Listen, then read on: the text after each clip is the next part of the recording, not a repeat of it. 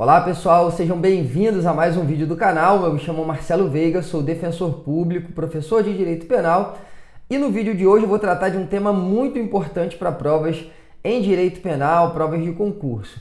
Mas antes disso, não posso deixar de lembrar para você clicar no joinha, curtir o vídeo e se inscrever no canal, que é muito importante para que eu continue postando vídeos semanalmente para vocês.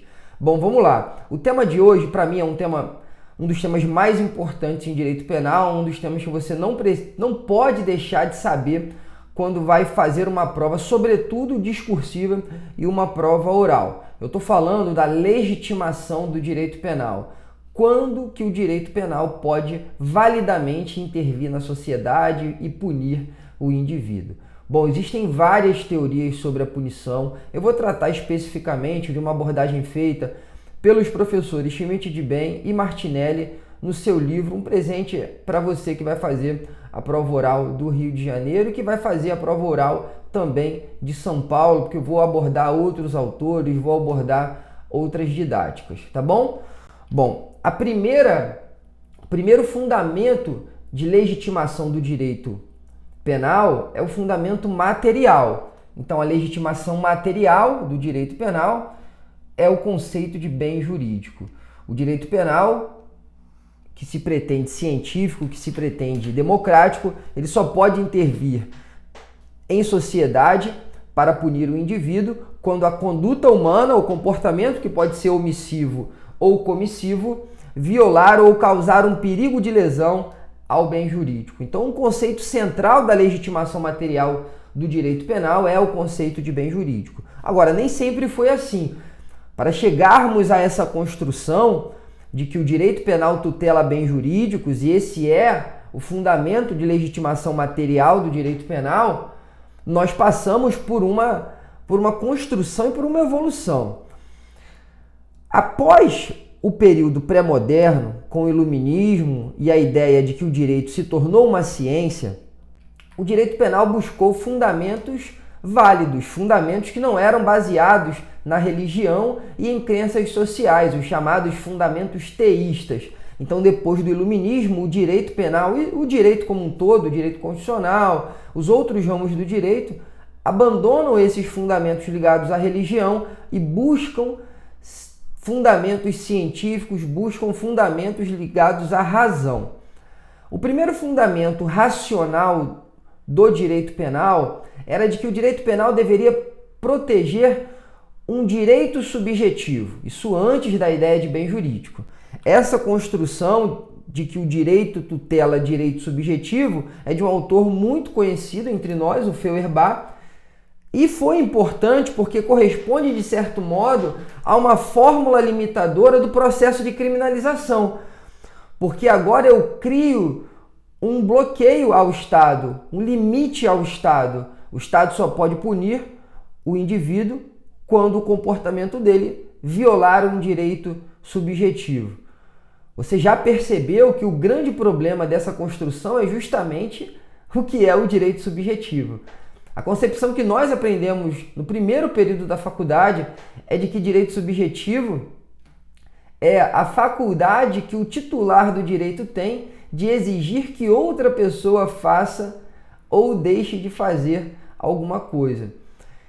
E para o Feuerbach, quando alguém pratica um crime, ele viola o direito subjetivo de outra pessoa, na medida em que o indivíduo titular do direito subjetivo pode exigir de outra pessoa e do Estado que não cometa condutas violadoras do seu direito, do seu patrimônio, da sua liberdade. Então é uma construção muito parecida com essa construção que a gente tem hoje de bem jurídico. Só que o foco não é no bem, é na relação normativa entre indivíduos e o indivíduo e o Estado. Isso foi muito criticado na doutrina, tá? A primeira crítica importante é de que essa é uma ideia excessivamente liberal e contratualista, passando a ideia de que o crime decorre da violação do indivíduo do chamado contrato social. Então, o crime, o ato ilícito,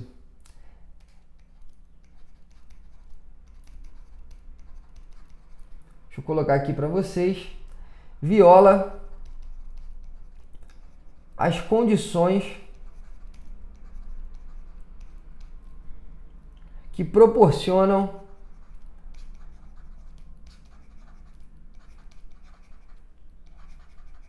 a pessoa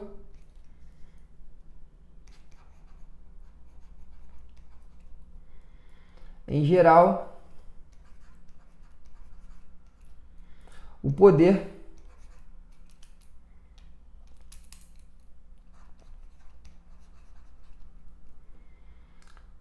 de participar de uma prática social.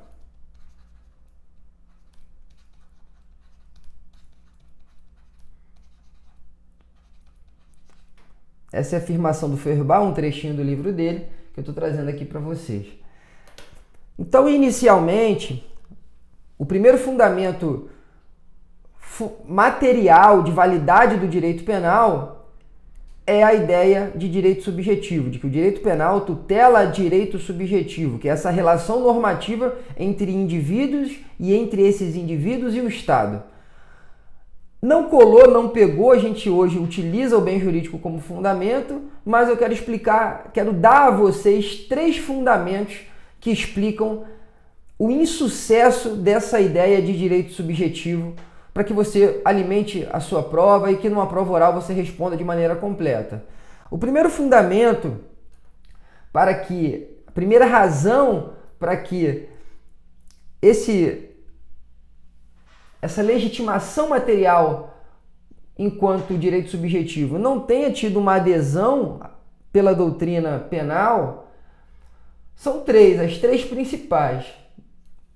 O primeiro fundamento foi a adoção do positivismo jurídico. Porque no positivismo,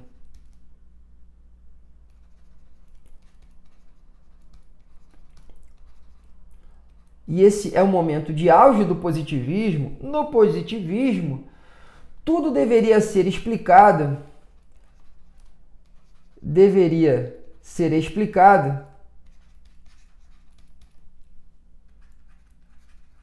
por meio da causalidade.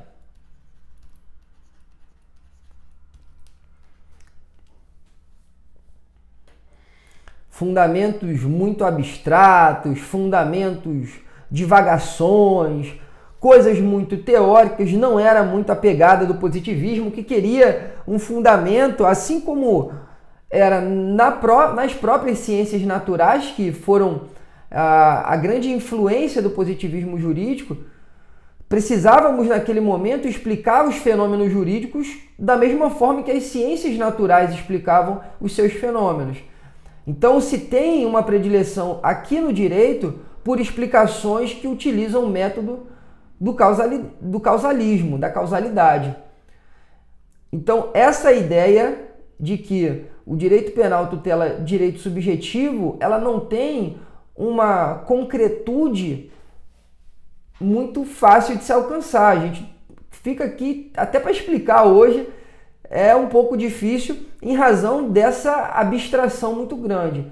Então esse foi o primeiro fundamento para que a ideia de direito subjetivo não tenha tido adesão. O segundo fundamento é que a ideia de direito subjetivo aproxima demais o direito penal com o direito civil, que lá essa ideia de direito subjetivo é muito importante. Aliás, hoje a gente estuda direito subjetivo, direito potestativo e direito civil. E realmente aproxima o direito penal do direito civil, que para os penalistas não é uma aproximação desejável. E o terceiro fundamento, para que você responda de maneira satisfatória na prova, é que até hoje se faz uma confusão muito grande entre direito objetivo e direito subjetivo.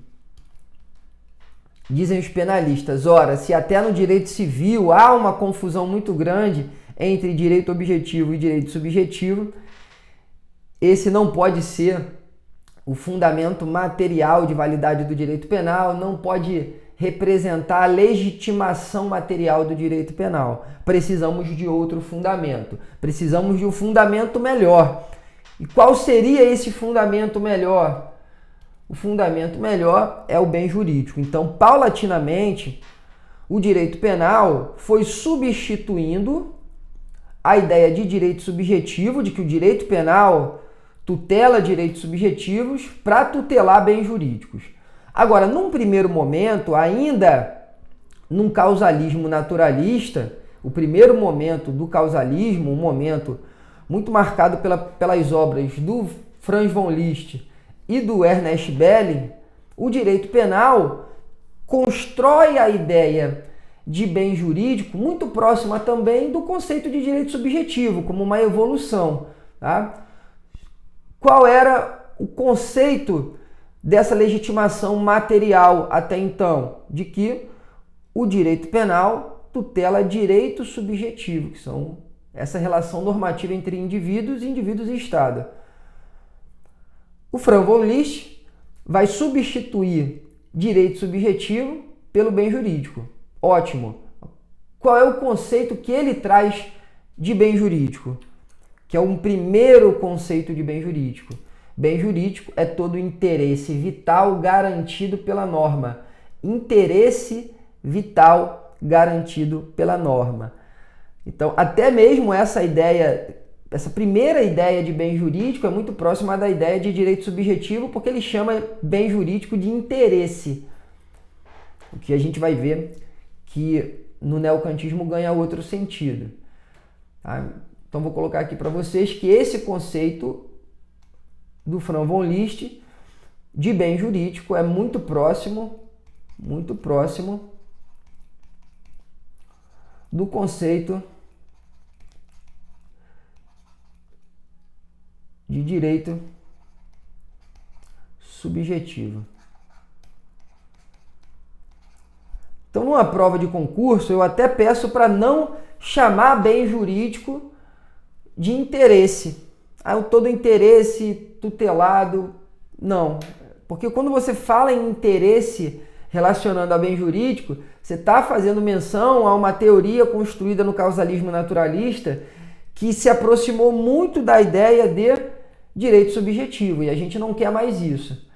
Então, depois desse momento em que o Franz von Liszt constrói esse conceito de bem jurídico, vem o causalismo neocantista. O neocantismo ele possui duas grandes escolas. A escola de Marburgo, que a gente estuda muito em criminologia, que é uma escola de política criminal, e a chamada escola de Baden, que é uma versão do neocantismo que inclui na construção, na explicação do direito penal, a chamada valoração. E essa escola de Baden, que traz uma ideia de bem jurídico que a gente utiliza até hoje, com alguma variação, cada autor vai trabalhar de um jeito, mas essa influência do neocantismo de Baden construiu o nosso conceito de bem jurídico. Porque no causalismo neocantista, sobretudo influenciado pela escola de Baden, o bem jurídico passa a ser um valor cultural.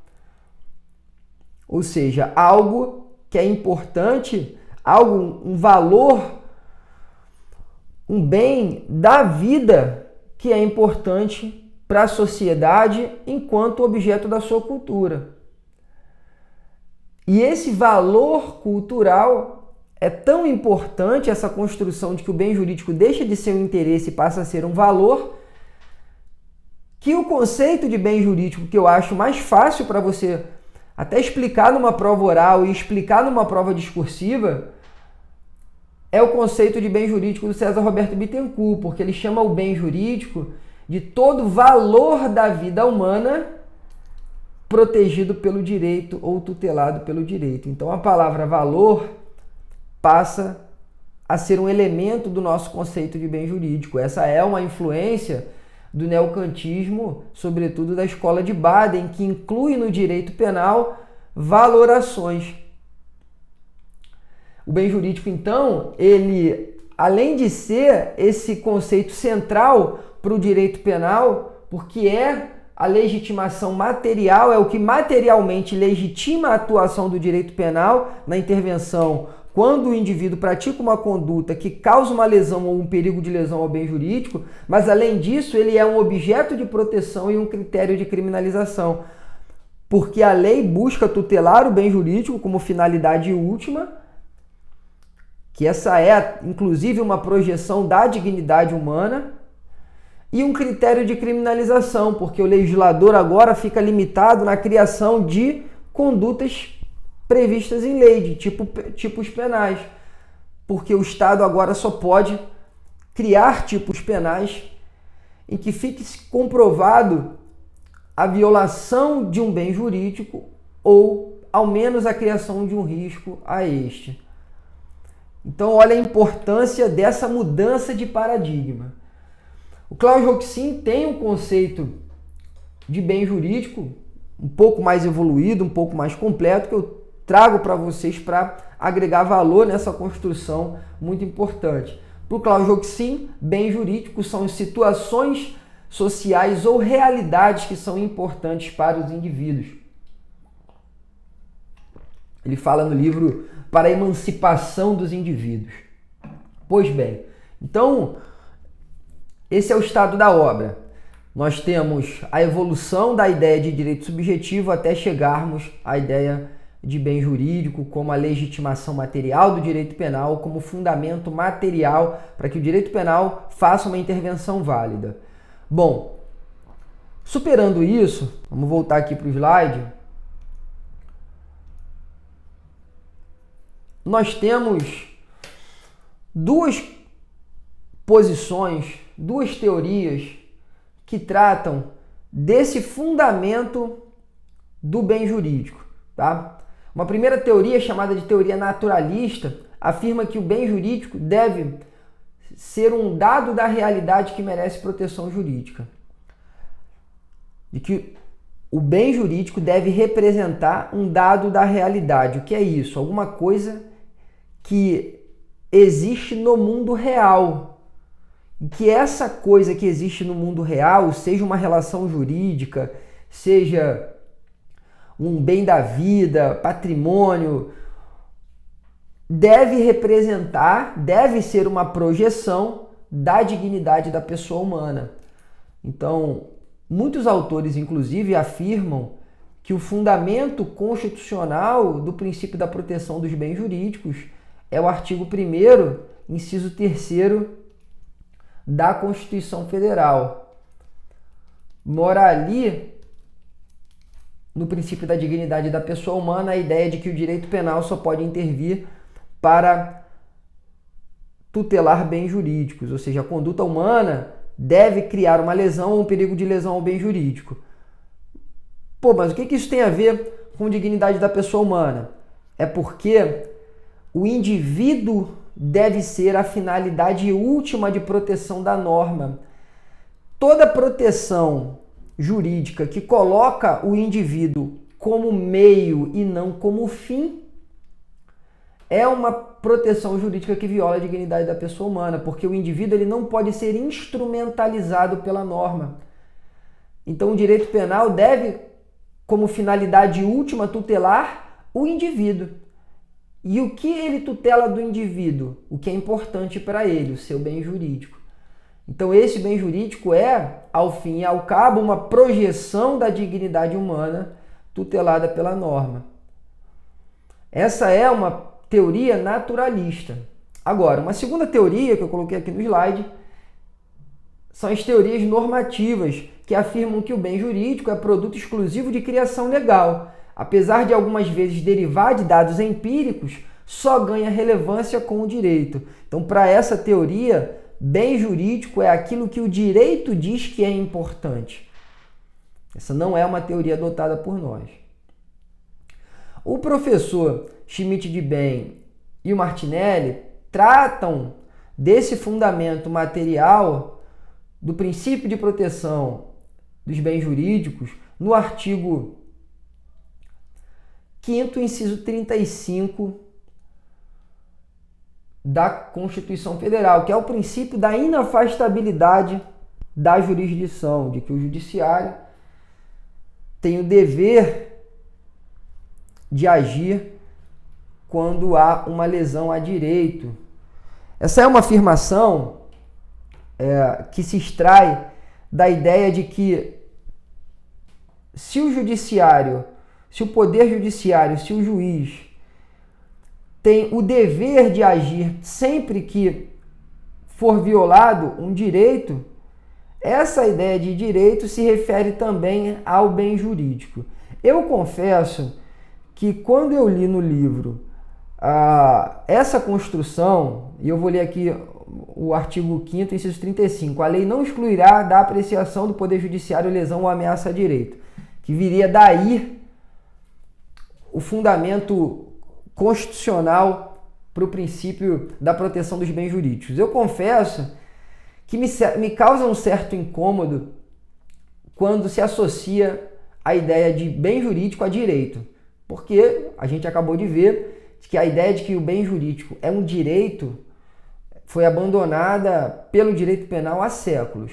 De toda forma, o Klaus Roxin também faz essa explicação, não exatamente com a nossa Constituição, até porque a menção utilizada pelos autores no livro é uma menção de um livro do Roxin que trata de bem jurídico, não trata do nosso ordenamento jurídico, trata de bem jurídico em geral, mas é um fundamento importante, sobretudo para vocês que vão fazer prova de concurso, tá? Então, um dos fundamentos constitucionais para a ideia de que o direito penal tutela bem jurídico é também, segundo o professor Schmidt de Bem e o professor Martinelli, na sua obra, o artigo 5º, inciso 35, que trata do princípio da inafastabilidade da jurisdição.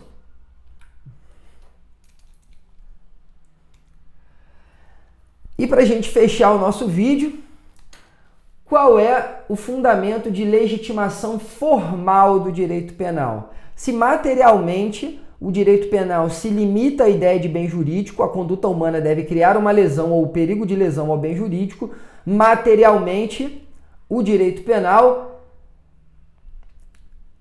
se limita ao bem jurídico, formalmente ele se limita ao princípio da legalidade. Então, a legitimação formal do direito penal é o princípio da legalidade, sobretudo a taxatividade, que exige uma descrição certa e precisa da conduta humana. O princípio da legalidade foi a grande concretização do ideário iluminista, inicialmente. Vou colocar aqui para vocês. Inicialmente com Beccaria,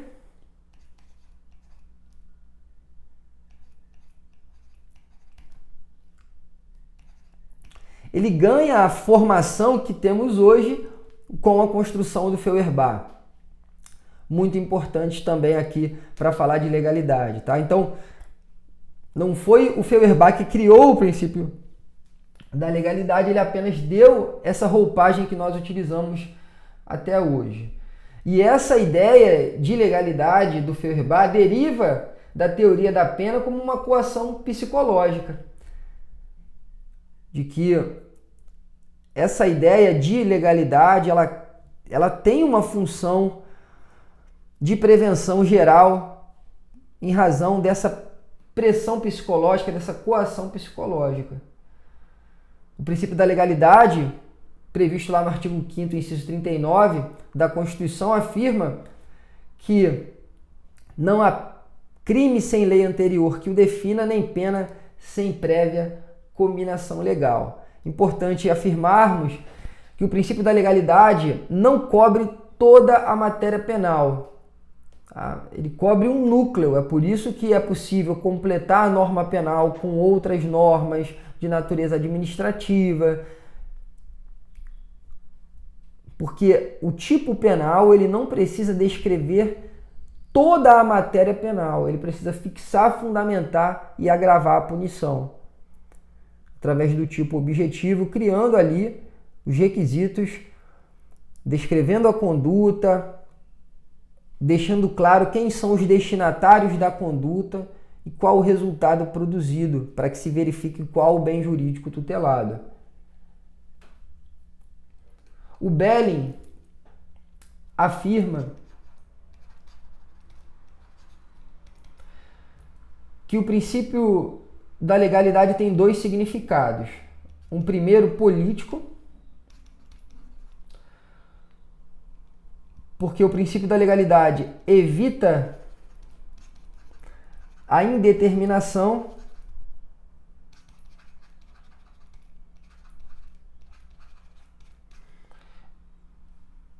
e o outro científico,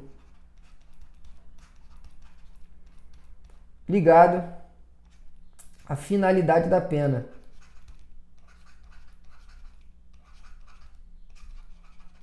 O que eu acabei de explicar para vocês, de que o princípio da legalidade deriva dessa teoria da pena como coação psicológica. Essa é uma construção importantíssima para você acrescentar na sua prova. E possui alguns fundamentos. Esses fundamentos eu vou tratar de novo nesse ponto da aula, de uma construção encontrada no livro do professor Schmidt de Ben e Martinelli. Possui 3 fundamentos.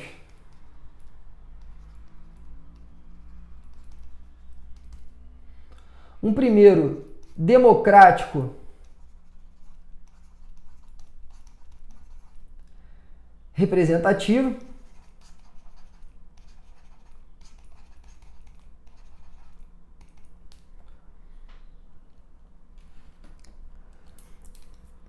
Está ligado à ideia de que o direito penal só pode ser criado, tipos penais só podem ser criados por representantes do povo.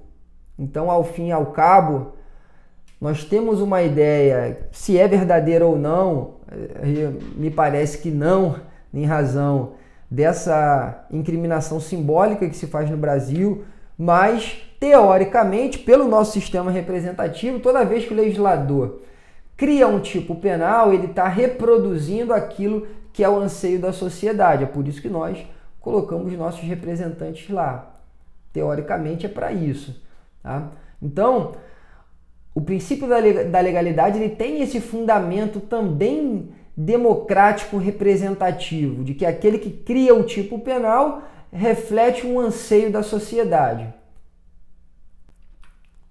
Isso é o que funciona, talvez, no País das Maravilhas, onde se encontra Alice. Hoje, no Brasil, a legislação penal é totalmente simbólica, né? Toda vez que um ator, uma atriz sofre alguma coisa, vira um tipo penal.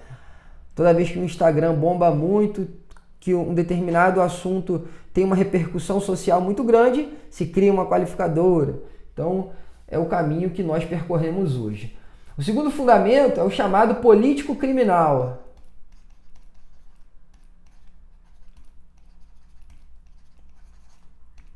O fundamento político-criminal é de que o princípio da legalidade, ao estipular tipos penais, ao trazer as regras para a criação de tipos penais, possui uma função de intimidação.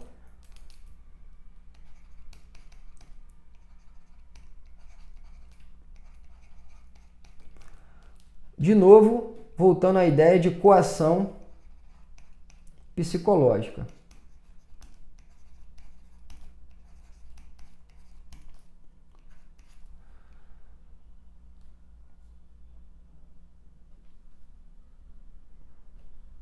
E o último fundamento é proteger o particular perante o Estado.